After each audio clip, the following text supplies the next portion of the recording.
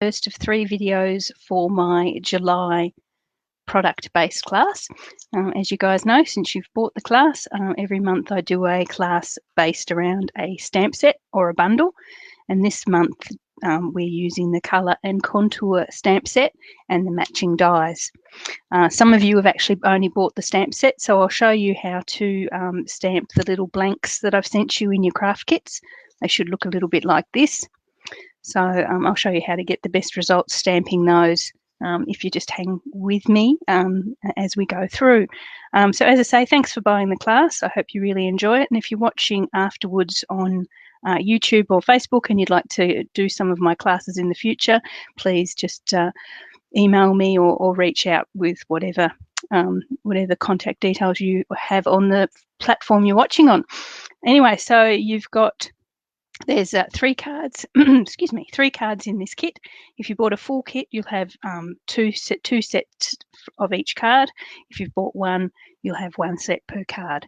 So that's what we've got here. So I might as well get started. What I thought I'd do is this square card first. I absolutely adore square cards at the moment. They tend to be coming into my classes quite a lot. There's always at least one. So this is a lovely square card. I've got it opening up portrait ways, so it opens up that way, but you could also put it sideways if that's the way you prefer. And it uses this lovely sort of daisy looking stamp here in lots of shades of blue. Now the blues I've used here, or blue greens I've used, are Mint Macaron, Night of Navy and Pacific Point. Now you could use any blue that you like, as long as you've got something that looks like the Night of Navy or the Night of Navy to match the card base itself. You can sort of mix up your blues around it, but they're the 3 I'm going to be using here. Okay, so we might as well get started. This is what your kit will look like. You've got some, I'm going to have to bring my die cutting machine in, aren't I? You've got all these bits and bobs. Now, as I say, if you've bought the kit with the die cuts rather than the blank cardstock, you'll have you need 8 of these little die cuts here. I may probably given you a few more just in case you make a boo-boo along the way, but yeah, you'll need 8 of these stamped at the end of the card. So you've got a square card base here, which is a 5-inch square card base. So it's basically 10-inch cardstock, 10 by 5, scored in the middle to make a 5 by 5 card. You've got a piece of Whisper Basic White for inside, just for your personal message. And you've got an envelope, obviously. I don't really need that. You've got another piece of Basic White, which has been cut already with the dies. The scalloped contoured, what are they called? Scalloped contour dies with this really cute little sort of little wave, stitched wave at the bottom here, and that's the one that's going to go straight onto the top of there. Then you've got some extra cardstock for either for stamping and die cutting, and some little rhinestones there as well. Just be careful when you're opening all these packs, because you never know, sometimes things will fall out. Okay, so we'll have a bit of a go at doing the, and a little circle from the, now what's that from? I'll come back to that. I can't remember what the circle's from. So many die sets. Okay, so let's have a look at if you were, you've got the dies at home and you're actually just going to be colouring, stamping and colouring, and then die cutting them out yourself. Okay. Now, if you're into card making, or you're wanting to get into card making and you haven't got a die cutting machine, I'd sort of probably suggest that that's the next step. Excuse me, there's a bit of fluff there. That's probably the next step for you. If you want to sort of take that next step with your card making, it tends to be, opens the range of options for you quite considerably. And I personally haven't given myself enough cardstock here to do 8 little flowers. I'm going to have to bring some in. Hopefully I've given a better amount of cardstock to you. I know I just chucked in the sort of the dregs into my own kit, or a few bits of scraps that I had. So I'm actually going to need 2 more just on here.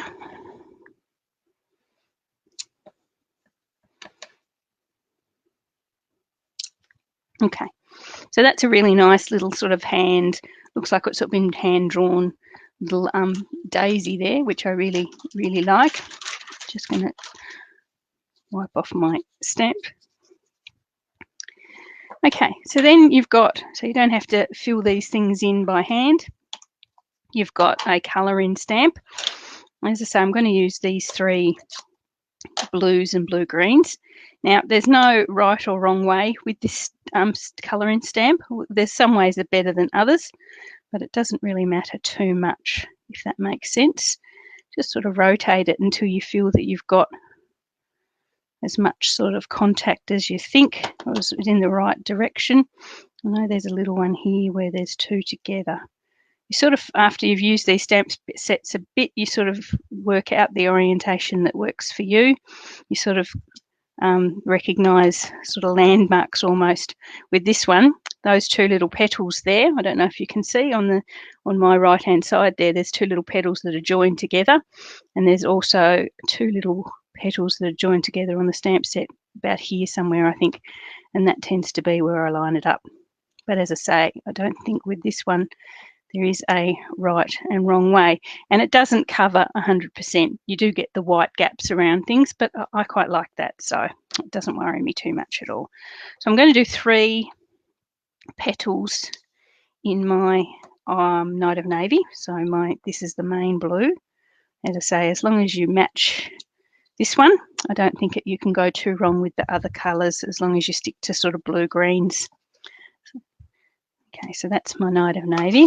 Then I'll do 2 each of, is that right? 8, no, I'll do 3 Pacific Point, because that's really a true blue. Try and find my little flowers, little petals again. That's them there. I'll do 3 in this colour. And then 2 in my, what was the other one? Mint macaron.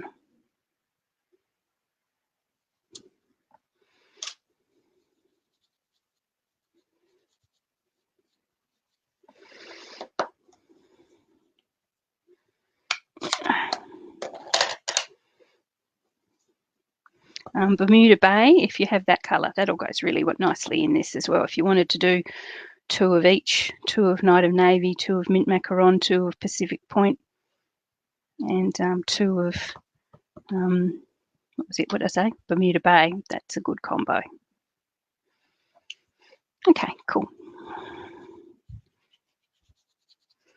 Okay, so there's our little little petals. Now, before I put everything away, I'll show you how to, if you've got the blank die cuts, I'll show you the best way to do them.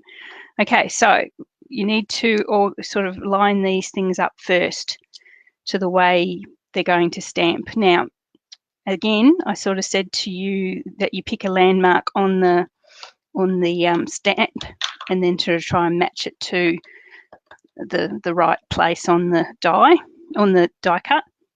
So what I would do is just put your stamp onto a piece of paper or onto your grid paper and sort of rotate your die until you find an angle that suits you. Now, personally, I already have my landmark picked out because I've used this one a lot. You can see at 12 o'clock here, hopefully you can see because I can't lift my mat, there's a petal, that has sort of a square top, sort of with a bit of a sort of overhang on it, but it's a square top there. So that's the one that I match with this shape on the die cut. It's a very similar square top with a slight little overhang. So for me, I match that with that, and I know I'm going to be stamping okay. Okay, so grab it again. Now, you can do it 2 ways. you can bring the die, the stamp, in over the top, looking through your block and lining things up. I actually find it easier to stamp up my stamp, turn my die cut over and actually pop it down, lining up my little square petal there with its little square counterpart there. I actually find it easier to bring it down over the top and sort of gently press it. But that's entirely up to you. As I say, I've given you some spares if you want to have a little practice before you start. There we are. So that's to how you do that one. Okay, so you've got that. Then it's pretty easy then just to bring in your colour. And again, as we've done with our original, with the die cut ones, you sort of find yourself something that seems to match and you come in on it.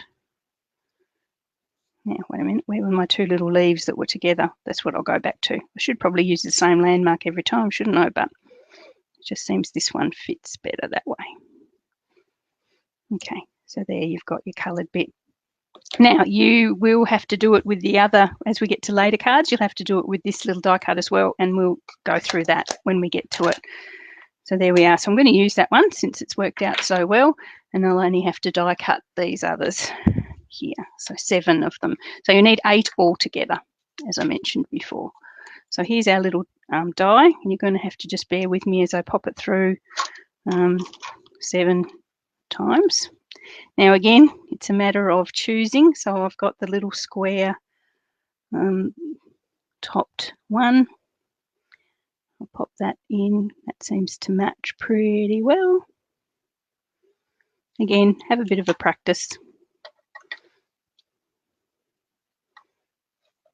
And pop it through. I'm going to have to stand up because this small die cutting machine needs a little bit of downward pressure. So apologies if the focus goes a little bit weird while I'm just die cutting these out.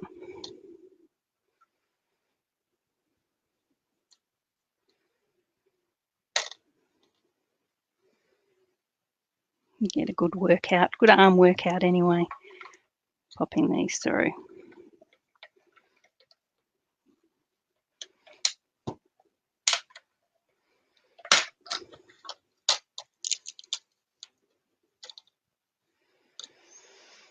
Now, where is he? You have to move him every time. So that's 4. Which probably, if I was using my big machine, I'd get the magnetic plate in, because my big machine is still suffering from my, I don't know if you watched my videos, I did admit to a newbie mistake with my big cut and emboss machine. I put the cutting sandwich around the wrong way, and I've warped one of my plates.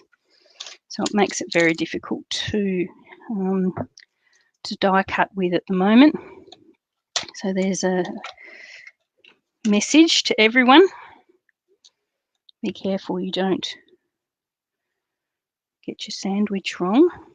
It's just one of those absent-minded things that you do when you're not paying attention. Anyway, I've put it into the warped plate. I put it into some very hot water to try and sort of soften it, and and I've got it in the die cutting machine, hoping that it will re-solidify into the right flatness. But anyway, you always got your mini to bring out as a backup. And if I can always get some new plates, there's always something else to buy in crafting, it seems.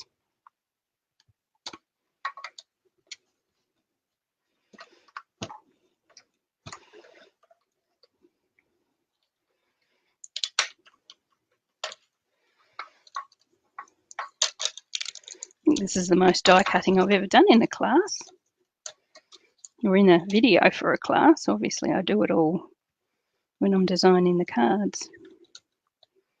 But anyway,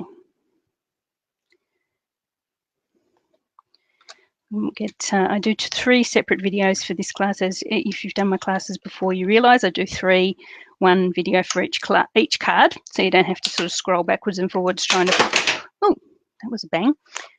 Something's fallen off a shelf. So yeah, you don't have to scroll backwards and forwards to try and find where you're up to if you are called away. I'm going to have to take a bit of a break between classes, videos today. Not that you'll notice that. So we're going to have a look at an open home with my son, which is very exciting, but that's this morning. I'm not sure that the house is really in the area that they're interested in, but we sort of advised them that they probably need to look at a lot of houses before they actually make their decision. And this could just be another look. Okay, so that should be it, since I'm actually using the one that I did from the die cut, so I can pop that away. So I've got that spare one there. You can go over there. Okay, so that didn't take too long, thankfully. Hopefully my camera will now rebalance itself, refocus itself. So we've got 8 of these little blue, green, 2, 3, 4, 5, 6, 7, 8, yes, little flowers. Lovely. Okay, so we'll bring our card base back in. And what you need to do is basically grab the white sort of wavy die cut piece, the one for the outside, and then just pop it, just glue it, if your glue decides to work. I knew I'd left the lid off one, and that was probably the one I left. I have to get a pin into that one. Let's try another one.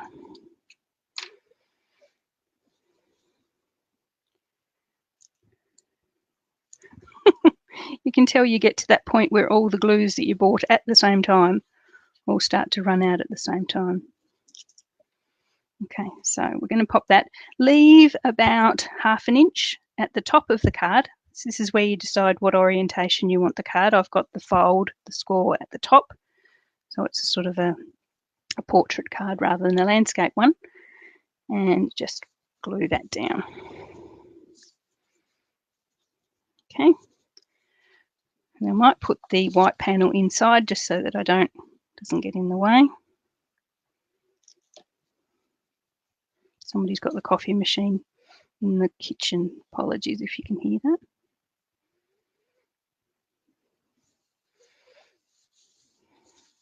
Okay, so there's your white panel inside, and you've got that one inside. Might just give that a bit of a score at the top. I mean, a bit of a, what do they call it, burnishing? A little bit of a burnish at the top just so it folds flat. Okay, so fun bit now, we get to add all our beautiful daisies.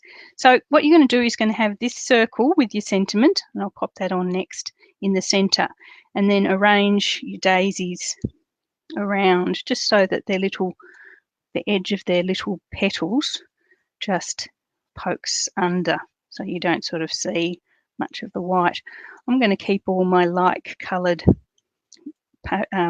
daisies together, but you could sort of mix them up a little bit if you want to, or entirely if you want to. Your card kit, you guys, you can work it out. Okay, so I've got them a little bit too far apart there, a bit too close, no, a bit too far apart there, because I've got one here that I haven't actually managed to get in. So, but that, you get the idea.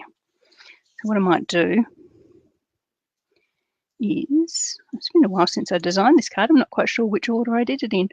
I reckon, let me have a bit of a think while I'm stamping. I'll set that the sentiment, which is here somewhere. Did I get it out already? Yeah. So I'm using the sentiment from the stamp set, but you can choose whichever one you think you're going to use. I'm using the thank you for everything. Just let me bring the die cut a little bit closer to myself so I can actually see and get it straight. We're in the center of the die cut. There we are. It's only a just fit there, so probably I could have brought it down a little bit further, but that's okay. So thank you for everything. Bring that in roughly in the center. What I'm thinking I could do is, since these are just going to be just popping their little petals underneath, I might pop that in the center first with some dimensionals, but leave the dimensionals sort of a little bit far from the edge so that the little petals can nick underneath. So bringing the dimensionals in, but sort of not as close to the edge as you may well normally do. Just leave a bit of space so that the little petals can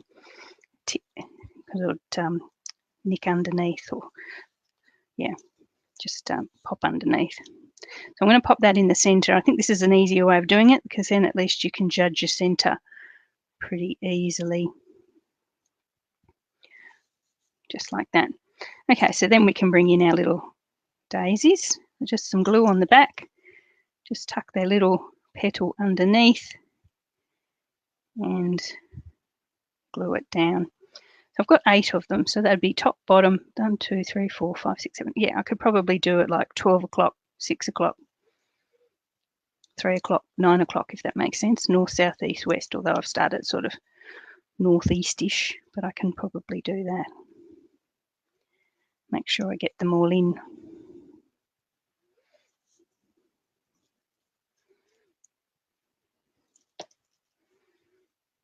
Yeah.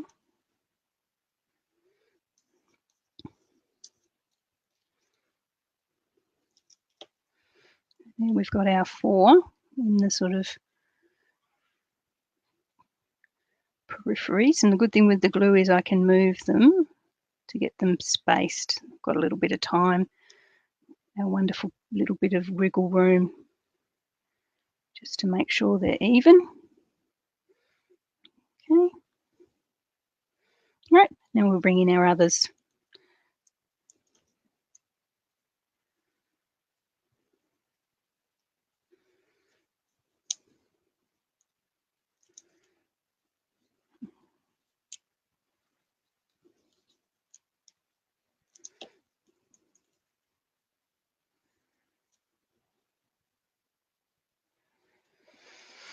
And the last one.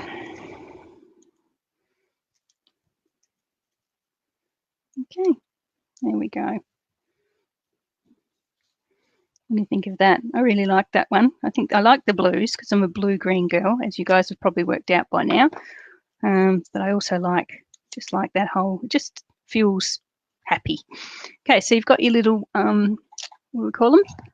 Rhinestones. You should have 3 per card. So if you bought a double kit, you'll have 6. I'm just going to pop those just wherever you go. Wherever you like to put your rhinestones, you might like to put them all together in a clump, or you might like to spread them out. Entirely up to you. There we go. Cool. So that is, you can see them glint in the sun there. That is card number 1 of our colour and contour class. I hope you enjoyed that one. Hope you get, if you've bought the blanks, I hope you actually can get a bit of practice in and get those right with the spares that I've given you. You could bring a sentiment inside if you wanted to, of course. It's entirely up to you. But I really like that one myself. Okay, so that's card number 1. I'll have a bit of a clean up, see where I'm going for time, and I'll be back soon with card number 2.